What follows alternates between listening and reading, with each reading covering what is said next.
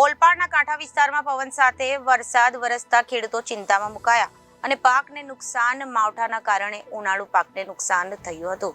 તલ, મગ, બાગિયાતી પાક અને કેરીના પાકને વધારે પ્રમાણમાં નુકસાન થયું હતું.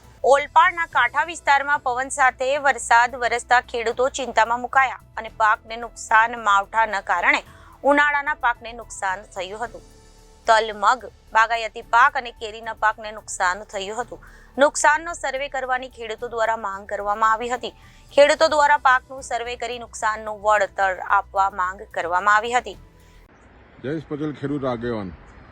સમગ્ર દક્ષિણ ગુજરાતમાં ગઈ રાતે જે રીતે માવઠાની અસરને કારણે ખેડૂતો ખાસ કરીને ખૂબ જ ચિંતાતુર બન્યા છે. દક્ષિણ ગુજરાતમાં જે કાંઠા વિસ્તાર છે એમાં સવિશેષ ઉનાળુ ડાંગરની ખેતી છે અને ડાંગરની કાપણીની સિઝન ચાલી રહી છે. એની સાથે ઉનાળુ તલ અને મગ પણ સવિશેષ જ્યારે ખેડૂતોએ પાક લીધો હોય ને જ્યારે લણવાની સિઝન ચાલતી હોય ને એવા સમયે જે રીતે વરસાદ આવ્યો છે અને ખાસ કરીને જે માવઠું થયું છે પવન સાથે, એને કારણે બનેલ છે કાંઠા વિસ્તારના ડાંગરના પાકને, તલના અને મગના પાકને ખૂબ જ ભારે નુકસાન થયું છે. જે રીતે ગ્લોબલ વોર્મિંગની સીધી અસર ખેડૂતો થઈ રહી છે ને ખાસ કરીને આ વર્ષે સતત તમે જો આ ચોથું માવઠું છે ને જે રીતે ભયંકર રીતે જે રીતે વરસાદ અને ખાસ કરીને જે રીતે વાવાઝોડું આવ્યું એને કારણે તલ અને મગને પાકને અને ખાસ કરીને જેમે જોવો તો ડાંગરના પાકને પણ સવિશેષ મોટું નુકસાન થયું છે.